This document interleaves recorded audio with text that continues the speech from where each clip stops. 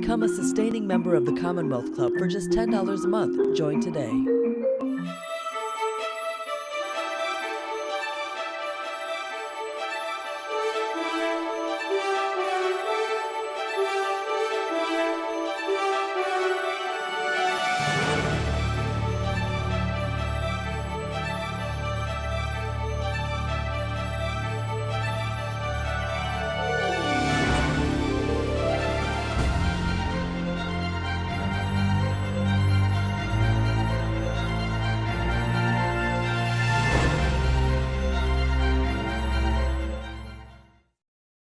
Good afternoon, and welcome to today's program. I'm Gloria Duffy, President and CEO of the Commonwealth Club. After nearly 18 months of being an all-digital organization, the Commonwealth Club is welcoming our members and the public back to our building for live programs. But we continue to host many virtual programs like today's important session. You can see all of our upcoming in-person and digital offerings on our website at www.commonwealthclub.org. With so much going on at the club right now, it's a great time to become a member of the club or to renew your membership, which you can also learn about on our website. Today's program, The Private Sector's Role in Ending the COVID-19 Pandemic, is underwritten by Kaiser Permanente. It's the latest program in our joint thought leadership series, Destination Health, which explores important issues in healthcare and society. We are thankful for Kaiser's long-term support of this series. Previous programs in the series can be found on the club's website or on our YouTube page. Today's program focuses on the important role of the private sector in ending the COVID-19 pandemic, including with the implementation of vaccine mandates for employees. This is a critical issue for the country, as all of us wish for the end of the pandemic.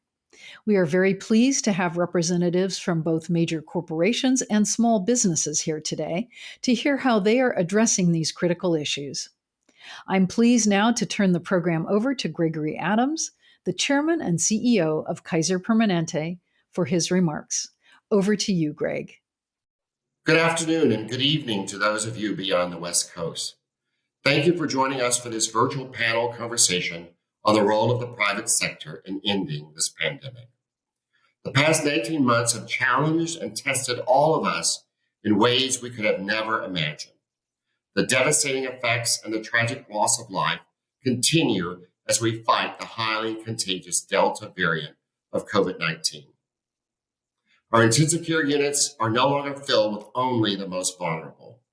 We're now seeing the young, the previously healthy, and most concerning, our children. This additional surge of COVID-19 patients comes as hospitals and healthcare organizations across the country are addressing the implications of care that was delayed or avoided in 2020.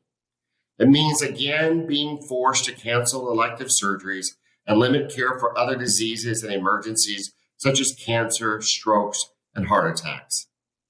It also puts an incredible strain on our already wearied doctors, nurses, and frontline employees who are putting their lives and well-being at risk every day. Kaiser Permanente's mission calls us to protect the health and safety of our patients, employees, and communities.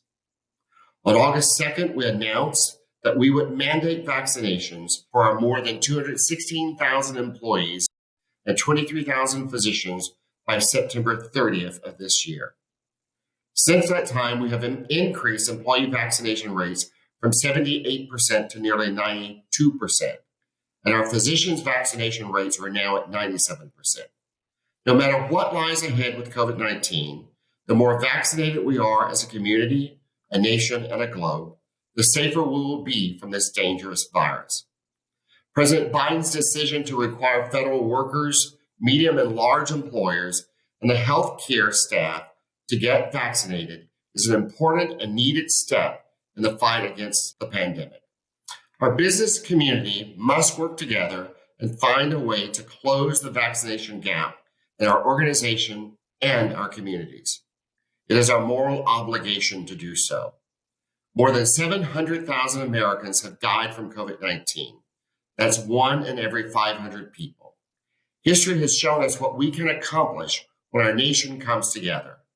This needs to be one of those times. Through vaccination, we can stop this pandemic for our families, for our friends, and for each other. Thank you for being with us today. I will now turn the program over to our moderator for today's discussion, Raj Mathai.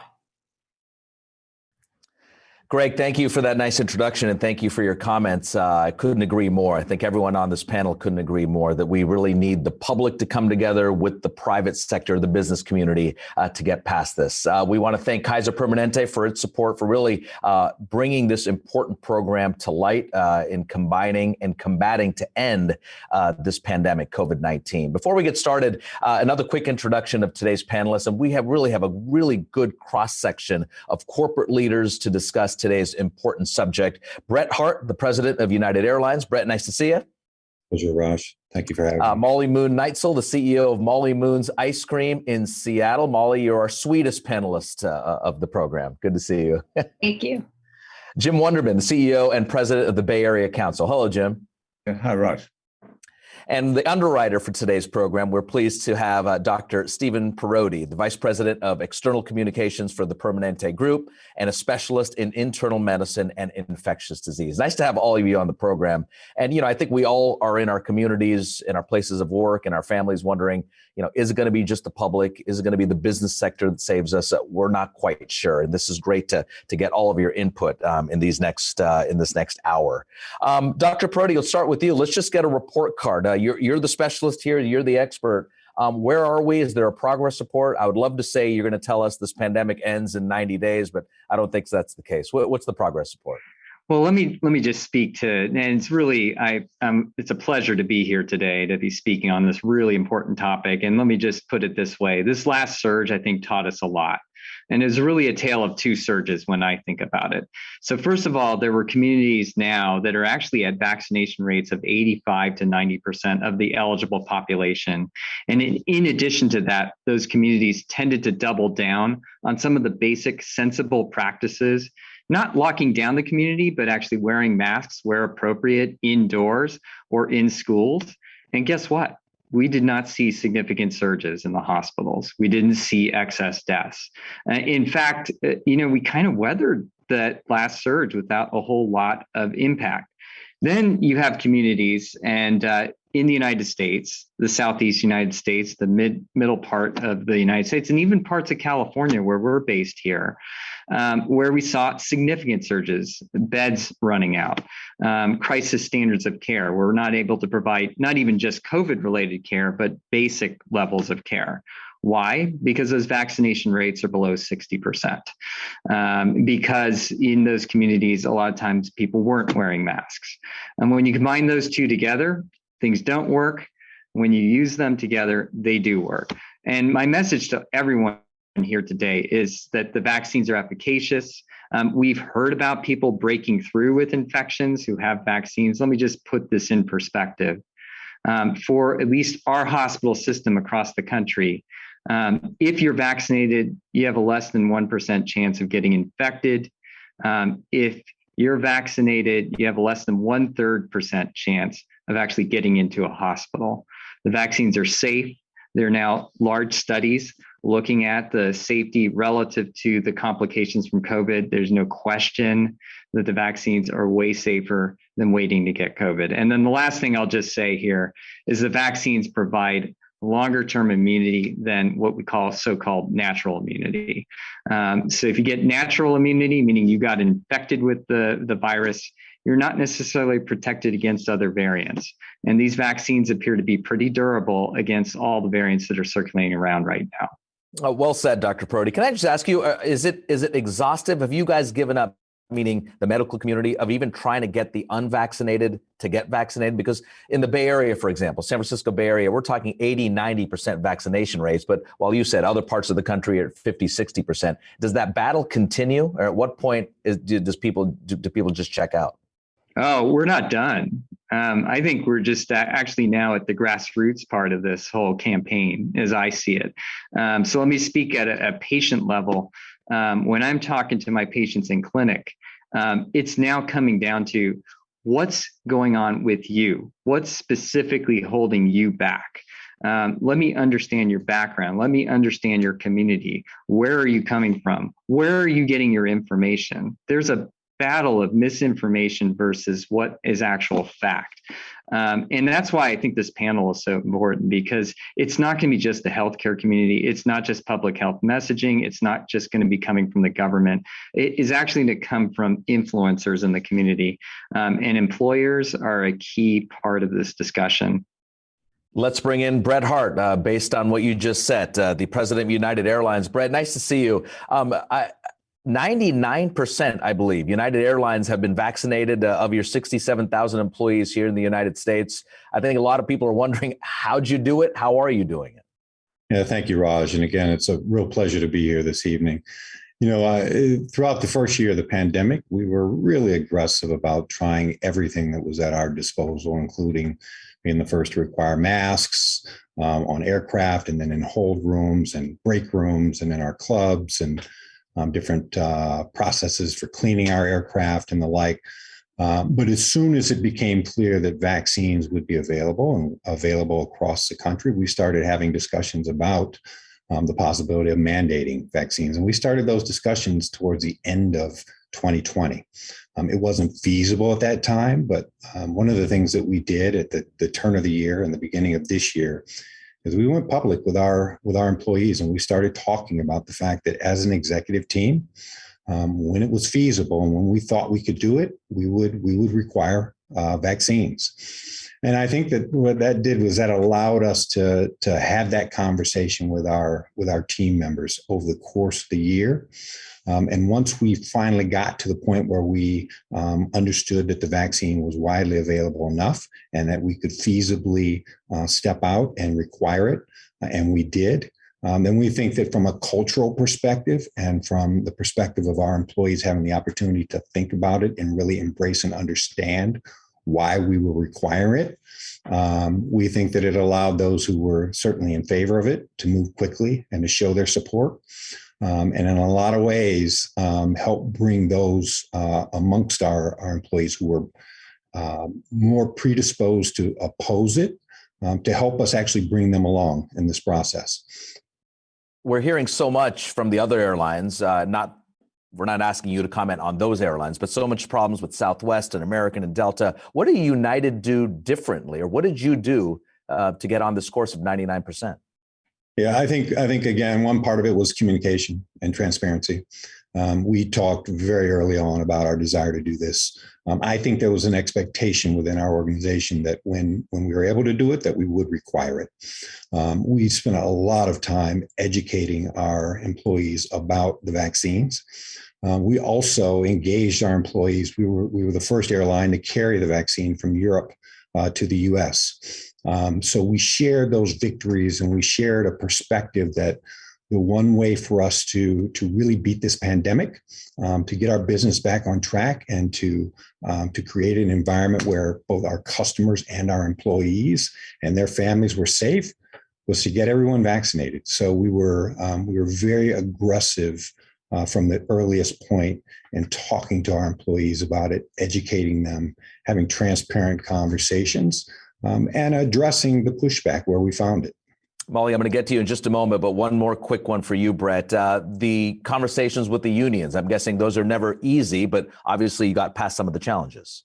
Yeah, look, we have a terrific relationship with our unions. 90% of our organization is unionized. We have great union leaders and great union employees. So again, I think the opportunity to have these discussions early on and throughout this process really helped. And once we made the announcement, our union representatives were very strong in terms of getting out and making it clear that this is something that we could do. And they have been partners in this process from the very outset. Brett, really good information, really fascinating to hear it from the big corporate level. Molly Moon Neitzel, let's bring you in. You're on the smaller level, more of the grassroots, down to, literally selling ice cream with many employees there. 187 employees in the Seattle area. You hear Brett. Now tell us your perspective on getting people vaccinated, your employees, and what your communication was like with them. Well, we had similar conversations as soon as the vaccines looked available last spring about mandates. And as a small business in a customer service economy that has been struggling all pandemic to retain and recruit employees, we personally my company hadn't had a hard time recruiting, but every company around us was having a hard time recruiting and retaining employees. So we kind of held back on a vaccine mandate, and 95% of our employees ran out and got vaccinated. But my fear has been that I hire about 100 seasonal employees every year. And my fear was that if we didn't have a vaccine mandate in place, we would be wondering if we could keep that 95%, 97% into next year. So I was so happy when President Biden announced that there would be OSHA standards and that there would be a vaccine mandate for employers with over 100 employees. That was about workplace safety, because public health and workplace safety are the same thing. And we created a vaccine mandate at Molly Moons when President Biden said that every employer our size and larger would need to have a vaccine mandate in place, because that gives us the ability to be on a level playing field with every other company recruiting talent. Sure. You were actually invited to the White House and met with President Biden. What was said in that conversation? Why did he want your voice at the table? Well, I'm a founding member of an organization called Main Street Alliance, which is a coalition of small businesses that represent small business needs, sort of as sometimes a counter voice to things like Chambers and the NFIB. And we were started to make sure that there were small business tax credits included in the Affordable Care Act. And I've done activism for small businesses around raising the minimum wage and paid safe and sick time. And so I let my voice be heard for Main Street Alliance members about the need for vaccine mandates to level the playing field so that I can compete for the same talent with Brett. And I think the White House was interested, and President Biden was interested in hearing from very small companies and very large companies about how vaccine mandates can be a part of the broader solution. Jim Wunderman, this is a perfect setup for you. You work hand in hand and have monitored Bay Area companies here for so many years. What are you hearing just on the street level from ice cream shops, pizza parlors to United Airlines? What are you hearing? Well, thank you, and it's great to hear from these impressive leaders. And I know one way or another, Molly's going to find some way to deliver the dessert from this session. We will ask Molly her favorite flavors. Believe me, we'll get to that. We'll look forward to. I think this obviously was so difficult on business, and throughout the more than a year and a half, there's so many unknowns, and things were shifting, and the disease took its toll hard at some times and softer at other times, and we were hopeful at some times and less so at other times. But I think it created somewhat a spirit of we can get through this working together, more collaboration. I know at the Bay Area Council, the meetings that we have on a broad range of public policy issues, including healthcare and COVID-19, the attendance rose, quite a bit. More folks wanting to get together and feel a part of something. So I think that was that was something that was certainly happening, and I think that before the pandemic, I think that the employer business community, for the most part, was a little bit disconnected from public health care as an issue. It just wasn't on the top of the list of things. Obviously, with the exception of organizations like Kaiser, who deliver incredible public health care and are leaders in healthcare policy. So we have worked on the issue. The Bay Area Council was a leader in implementing or actually advocating for the Affordable Care Act a number of years ago, and then helped implement it here in California. But I think that things changed at that point, and we became partners with healthcare leaders. We didn't, our members didn't always agree on everything, and it's obviously the job of public health officials to keep us safe. And at times that had, very, very severe impacts on business and the economy. But at the end of the day here, we're coming through this in our region as has been stated, very in very strong shape. We didn't take the kind of impact from the Delta variant that other regions did because I think we all work together hand in hand to jointly protect ourselves. And Jim, if I can jump in, initially you talk, not everyone's going to be happy with mandatory vaccines at the workplace or being pushed into this. Initially, how many businesses in the Bay Area Council that you guys work with were against this? And then what about now? Yeah, well, we have a lot of members, 325 members in absolutely every sector, including the public sector. And, there were a lot of different points of view. As Molly was pointing out, there's a fear factor that if we make our employees do something they don't want to do, they'll go be employed by somebody else.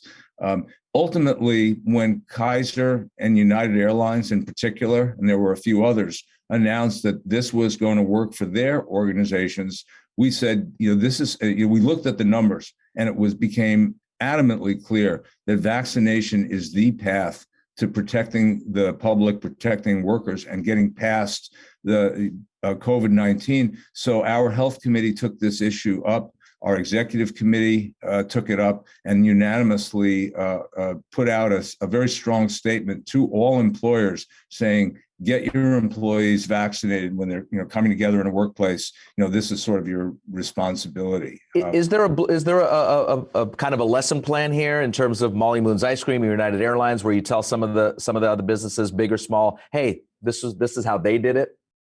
We sure did, and we're usually not in the habit of telling our members what to do. We're a policy group. We listen to our members and we make recommendations, to government and regulators and folks involved in making public decisions as to which way to go on issues. But in this case, we felt we needed to take a pretty strong stance, that there was a lot of confusion about this, and we could cut through some of that and we could do some good. And I think as a result of what we did, it built on the momentum. We weren't the first ones to do this, as I said, but I think it helped create more momentum and has had a really positive result. So, we're very, very proud of that. And I think it's going to have some lasting effect. Dr. Perotti, let's get you back in here. Just from the Kaiser point of view here, are we going back at all, or is this kind of the new normal, the new future in terms of the public sector working with health and working with the private sector as well?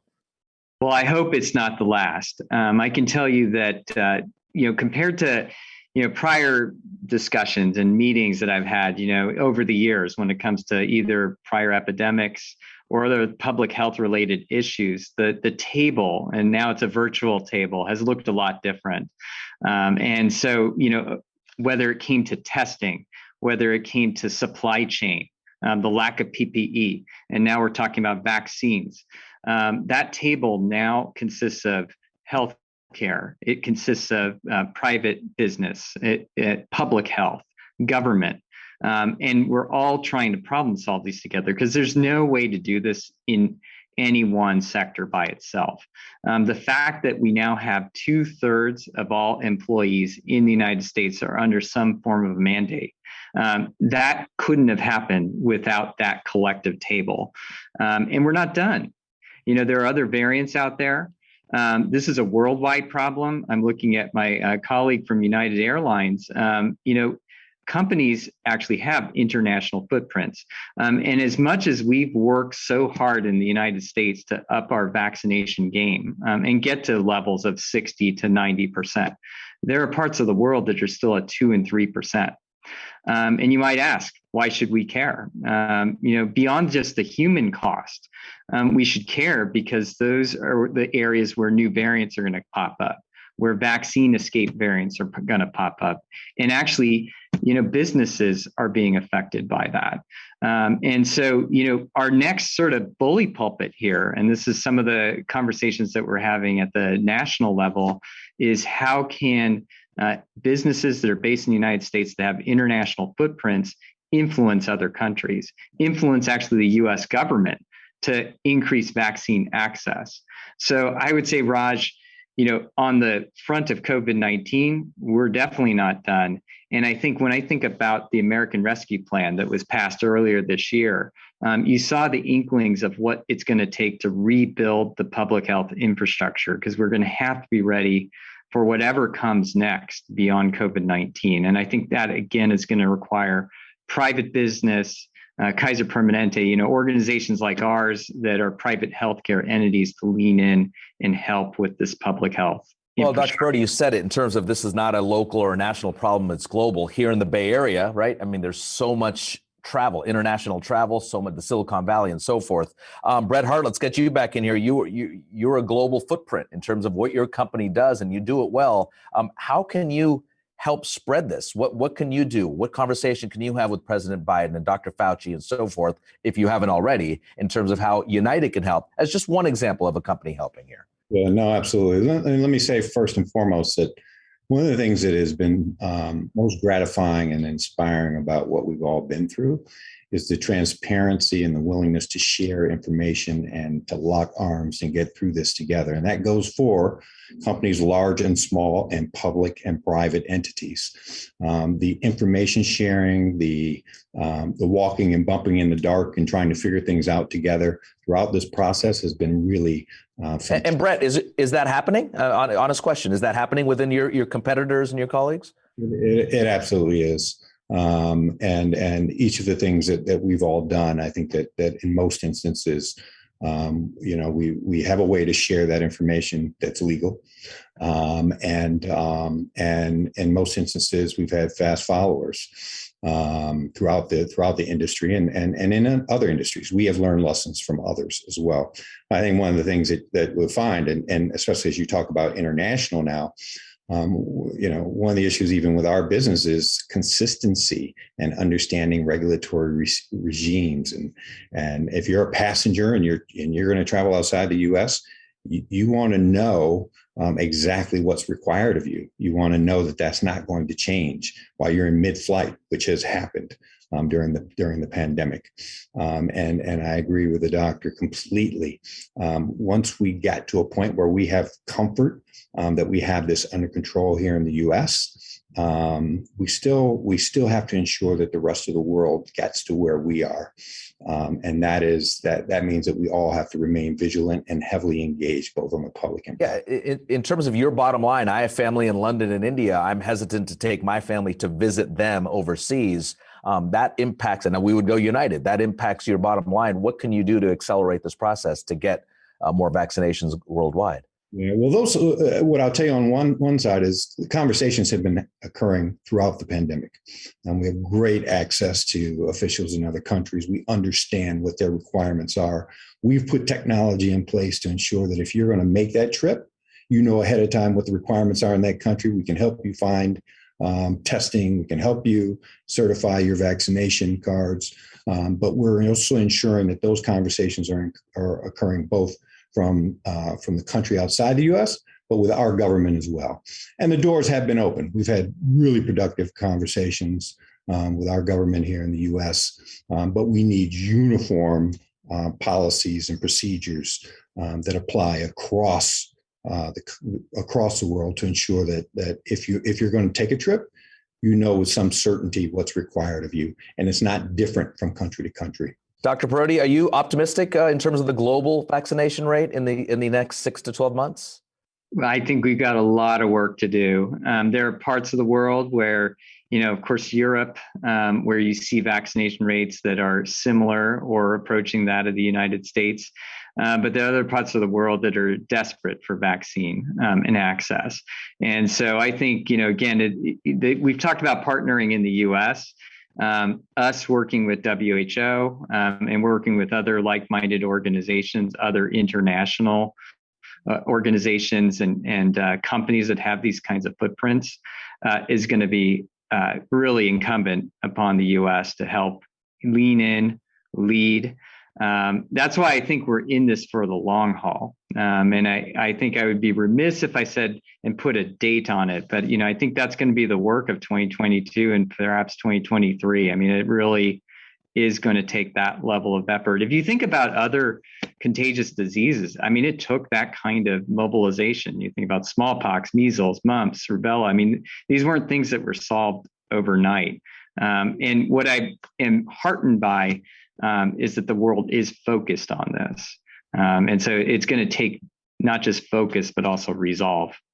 I remember in March of 2020, when this all started, relatively speaking, there was some research, some Harvard researchers said, January of 2022, we should actually look up and see if we can make progress, but it would take that long, and we're almost there. Molly, let's bring you back in here. Molly Moon's Ice Cream, from your perspective, obviously things have really taken a toll in a negative way during this pandemic for small businesses. But if you had a wish list, a magic wand, what would you like to see happen in this next year from the small business point of view? Well, I think, these vaccine mandates for employers will help. I think just communities being convinced to become vaccinated who have been victims of misinformation or fear. Kids getting vaccinated is top of my mind. I have 2 young daughters, 8 and 3 years old, neither of whom can be vaccinated yet. And my 3-year-old has worn a mask half her life. Yeah. And so all of her interactions with all of her friends have been from the eyes up. And kids' brains develop how they're going to interact with the rest of society. At 1, 2, 3 years old, all of her social interactions have been stunted. So I think kids getting vaccinated and adults being vaccinated to protect our communities of children while they can't is probably the top priority for me. I think, I started this company to make the world better, one scoop at a time. And I'd like to get back to a place where my employees can feel joyful about serving ice cream. And that probably means mask free. And that probably means being able to provide samples and chit chat with our customers, which is still very difficult between the 2 masks and the plexiglass and the fear of interacting with your customer and the public and your community. So I just really look forward to a time when transmission rates are so low and our kids are all protected, that we can take masks off and have joyful, fun interactions with our communities again. Has business picked up just this last few months over the summer? And what's the forecast going into the winter now, especially in rainy Seattle? Business was okay this summer, but not back to pre-pandemic levels. I thought it was kind of interesting when I was at the White House. I got to chit chat with Secretary Yellen for a bit about business, and that she was quite surprised that my business hasn't returned to pre-pandemic levels. And I think that's something important for folks who don't work in customer service. Restaurants are still struggling. One of the things I think I hope for in the coming year is probably more federal support for food and beverage businesses, because we're not going to return to normal until people's behavior returns to absolute pre-pandemic normal. And like we were all just talking about, that could still be months, if not a year out. Jim, do we need more federal financial support for the companies that you work with, the Bay Area Council? Well, I think especially some of the smaller businesses, which are, we've lost a lot of them, and I think some of them are on the cusp.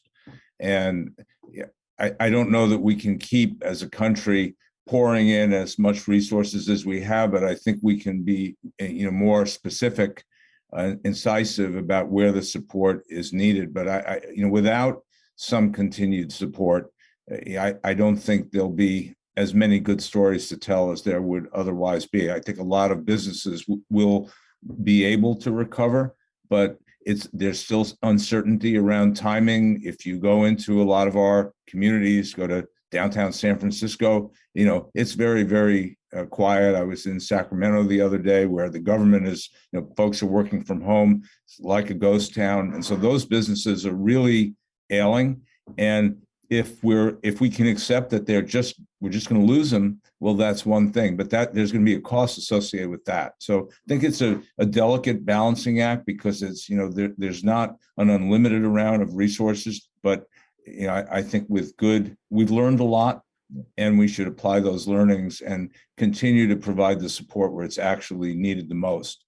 Jim, I had heard, correct me if I'm wrong, what's the ballpark figure here, that in the Bay Area, at least, the restaurants here in our 7 to 8 to 9 counties, about a third are either closed down or shut down for several months. Is that accurate? Yeah, depending on where you are, it's a third to half.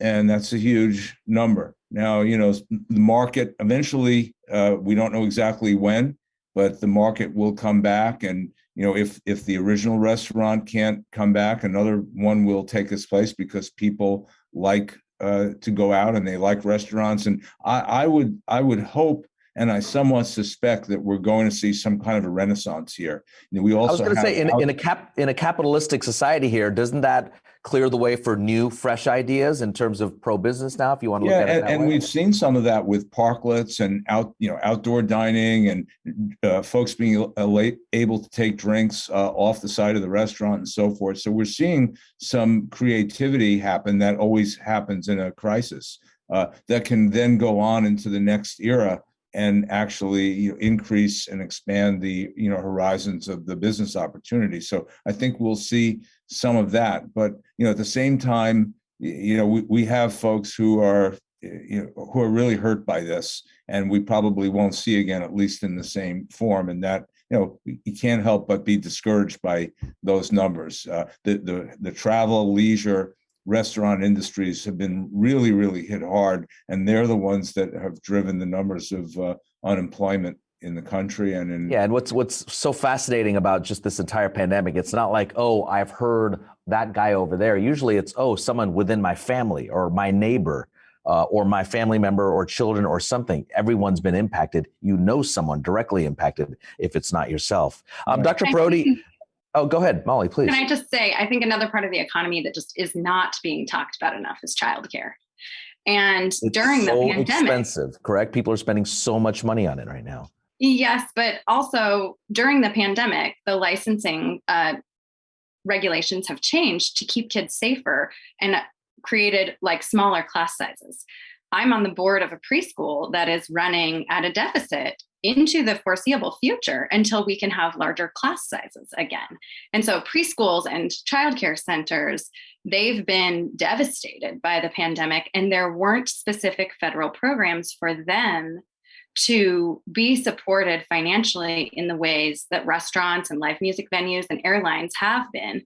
And these are sort of the backbones of the economy. So I do think there's going to be, like Jim said, targeted but additional help needed across the economy in segments. That's an excellent point. Dr. Perotti, if you can take your Kaiser hat off for a moment here, and just in terms of the medical point of view, things have changed. This pandemic has changed how we view doctors, how we even access doctors. I think I'm a few months behind on my regular checkup, but I just haven't gone. I think I speak for a lot of people. We just haven't gone to that or a dentist. How is Kaiser in this sense and the medical community changing and adapting to the new relationship we have with our doctors?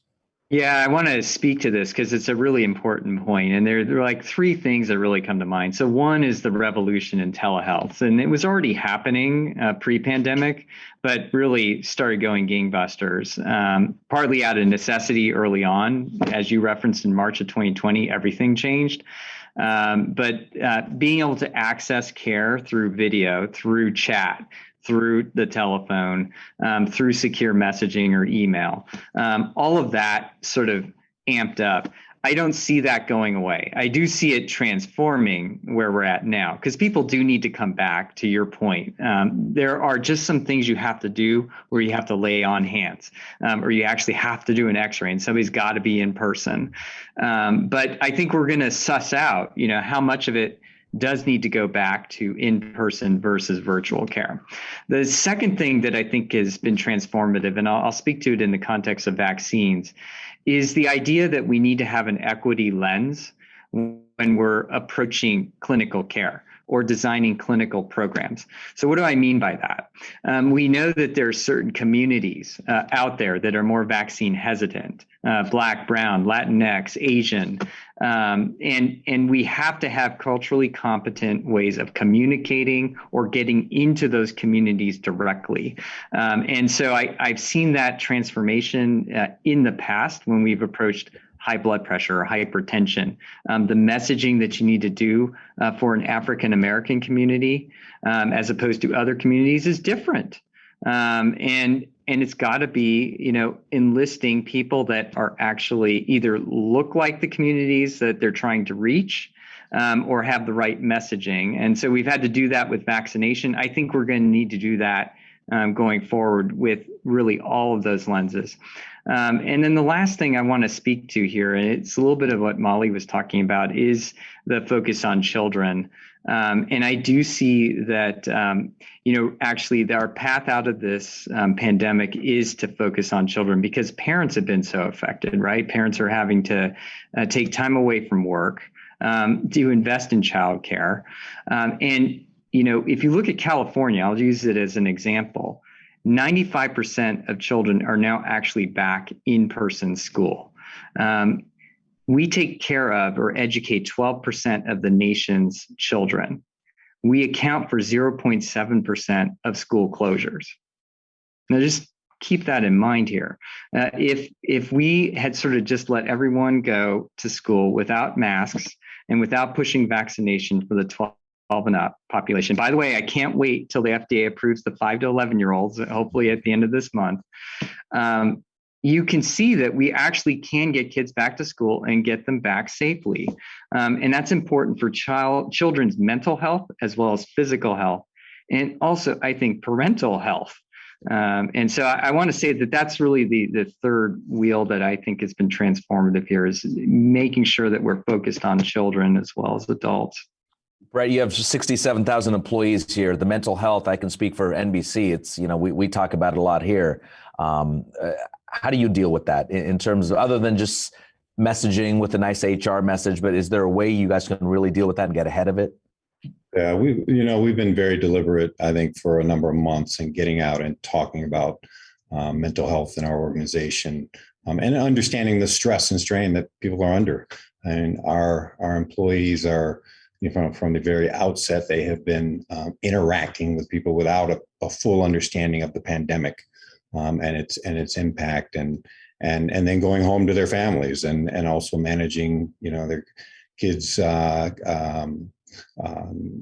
doing hybrid schooling and the rest. And so our appreciation for the fact that we have to approach our employees differently and talk to them differently about how to take care of themselves and to take care of their families. That's been apparent to us for some time. And we've tried to do that both through some of the typical processes that are available through HR, but also more specifically through making specific programs available to them and understanding that we're just in a different place now and we're going to do our jobs differently. Jim, is there a gap here just in this pandemic in terms of business and insurance issues with small businesses that you're seeing? Well, I think that, there are certainly some gaps. And, I think in general, it's just been really tough on the entire business community to try to get its arms around, all of the economic factors that are involved in pulling through once, especially once the federal and state subventions wear off, where businesses are going to be and where industries are going to be. So I think it's there's still a lot of dust in the air on this. And as things begin to clarify, I believe more issues will arise and we'll see more clearly some of the issues. Things have been handled as they come up on a case-by-case basis between various parts of the business community, and we haven't seen, I think, the final on this. But a lot of commercial properties have had to make accommodations to renters, for example, who can't afford to pay their rent. What will happen, at a time when people start coming back to the office? We hope they'll start coming back to the office so they can support local businesses again. And get normal, but there's going to have to be some kind of an arbitrage that takes place, I think, along many, many fronts, to achieve that sense of normalcy and not do it in a way that has a huge impact on the overall economy, which, we have to be very, very careful. We're seeing supply chain issues, which everybody is aware of. That in turn has effects on consumers. We're seeing inflation, which we hadn't seen in a while. So there's a number of things that are going on here, which are really all a function of the pandemic, directly and indirectly, that are going to affect themselves. And I think we have to be very focused on solutions, and it's going to take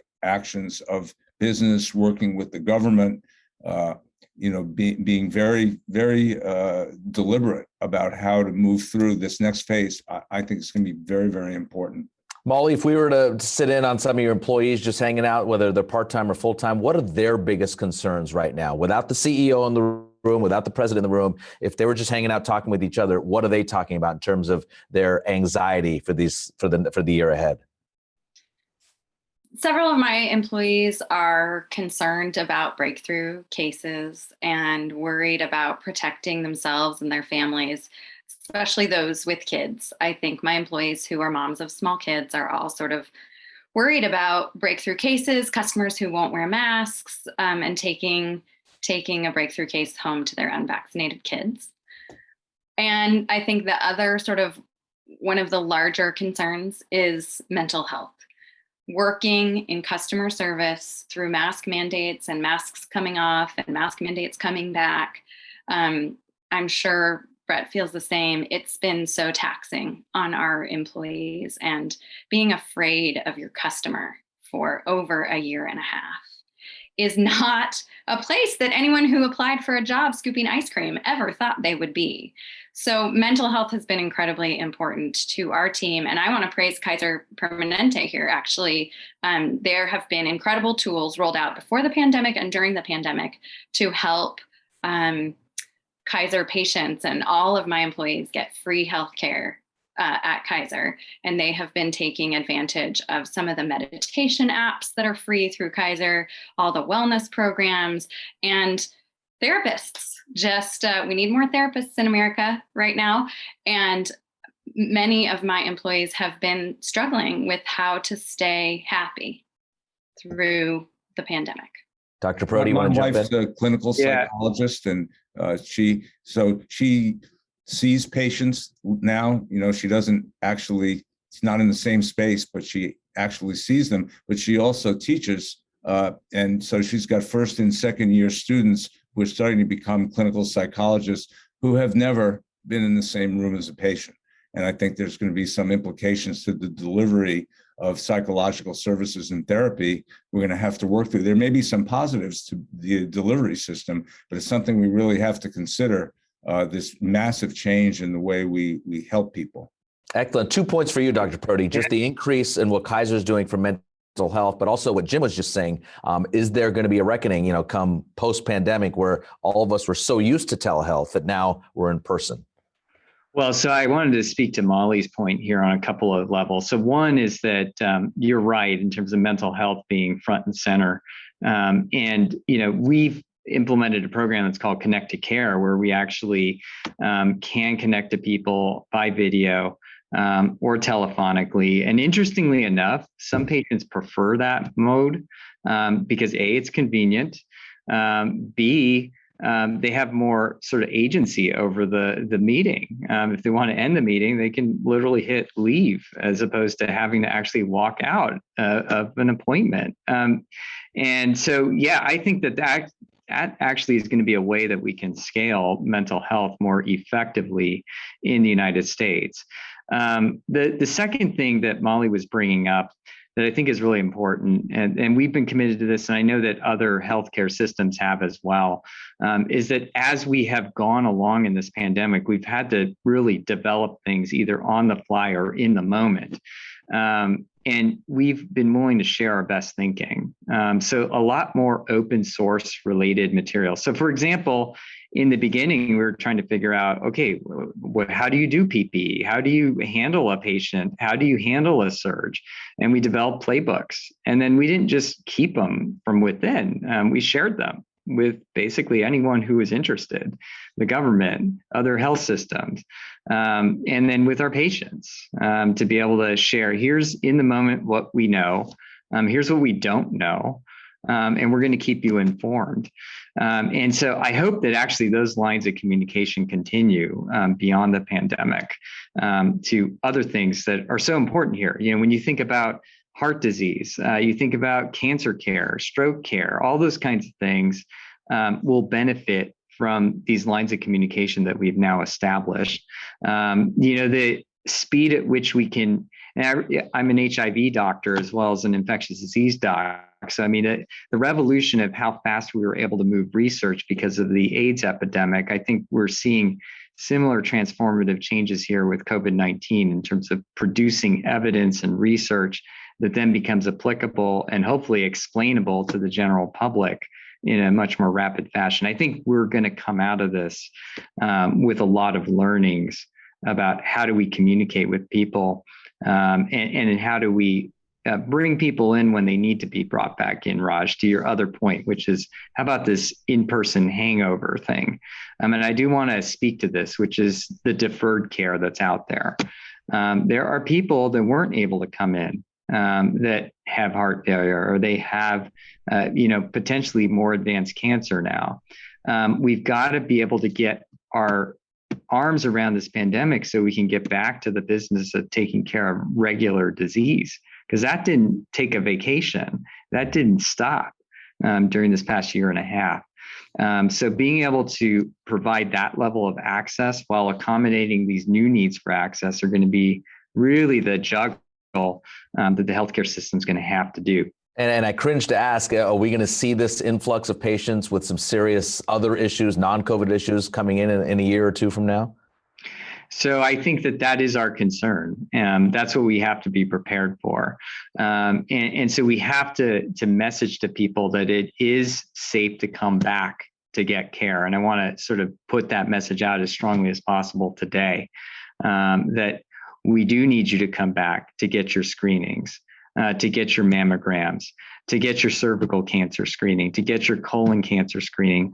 That all needs to start happening again, because I am worried that there will be a tail to this pandemic where we see other diseases become a problem and more prominent.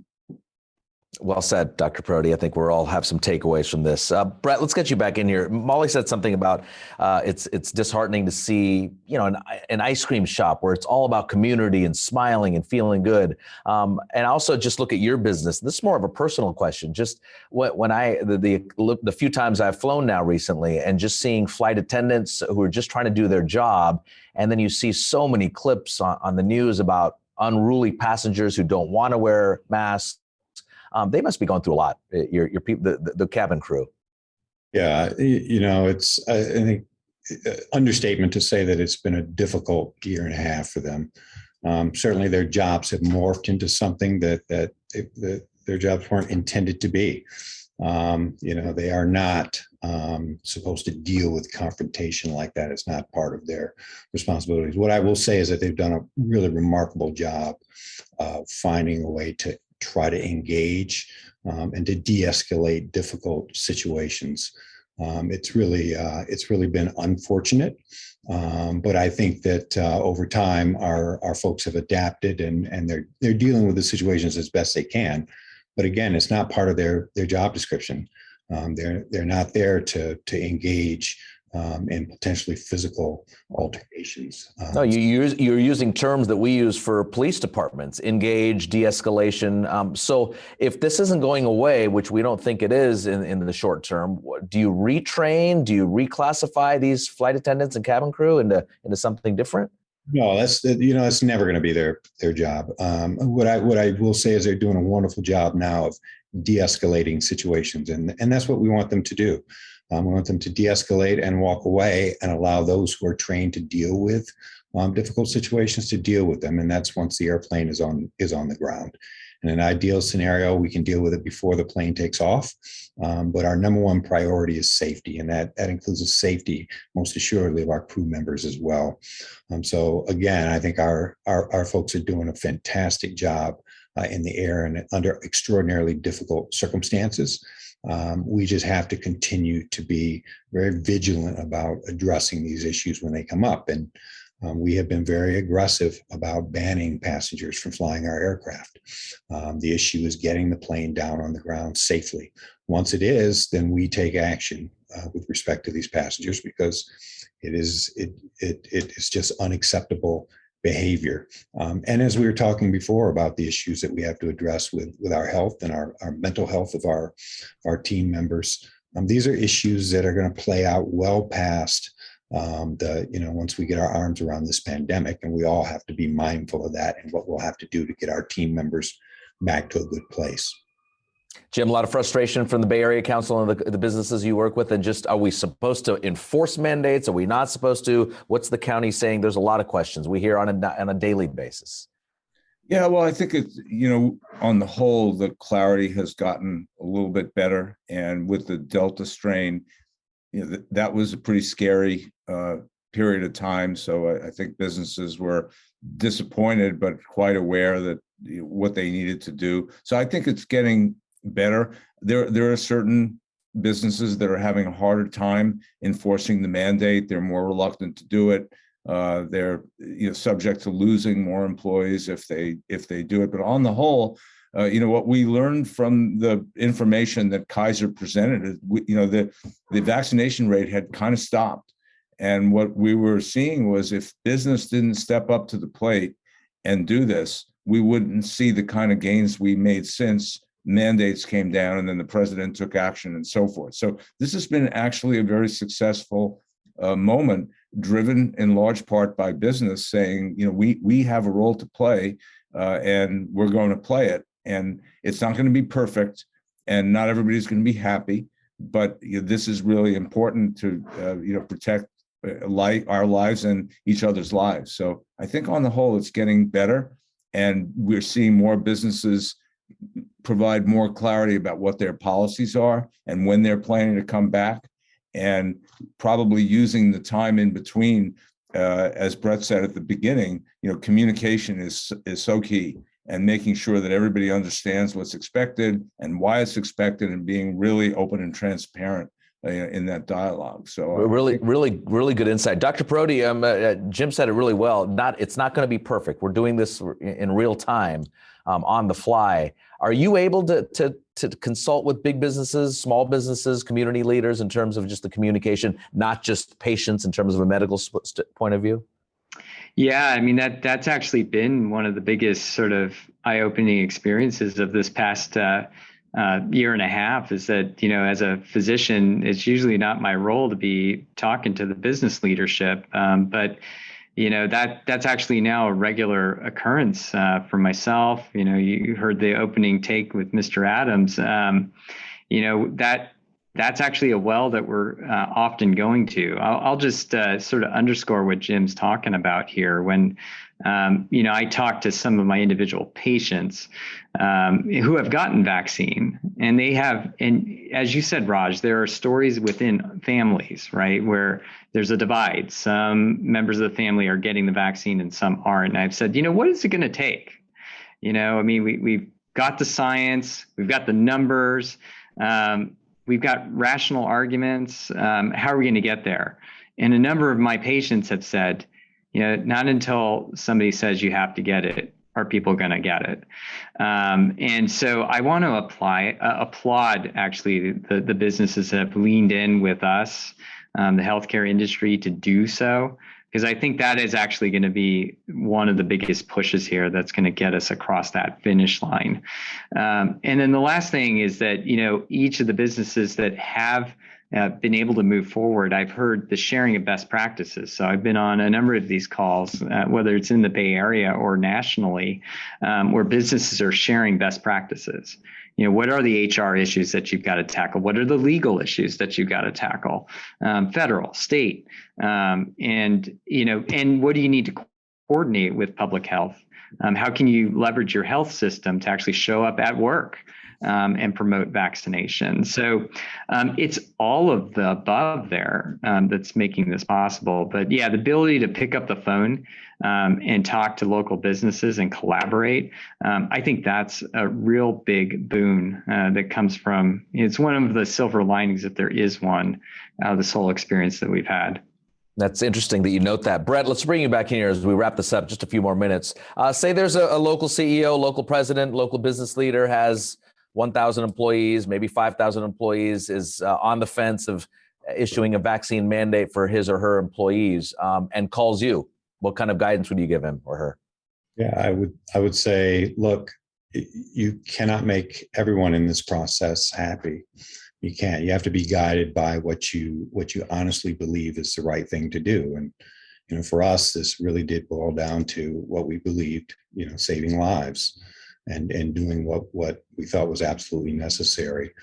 So I would tell them that, listen, be as transparent and open about the way that you're thinking about this, and talk to anyone who will talk to you in your organization, but step forward and make the decision and push through. And what you will find at the end of the day is that there are some loud voices that oppose it, but you will be giving a path to those who want to come out and tell you how grateful they are that you're actually making this step forward.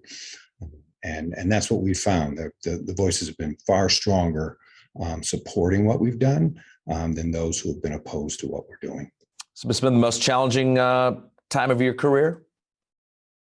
Yeah, no question about it. I mean, this is the biggest challenge that our industry has ever faced. And look, we had team members who were losing their lives on a weekly basis. Nothing has compared to that on a week after week after week basis. So without question, the most difficult period of my professional career, but in a lot of ways, the most satisfying as well. I mean, everything that we've been talking about for the last hour, about people coming together, sharing best practices, locking arms, and trying to do what we all think is right, has been also, I would say, the most gratifying period of my career. To this entire panel, I really appreciate, and I think for everyone watching and listening, just your candid comments and your insight. It's been fascinating and really educational.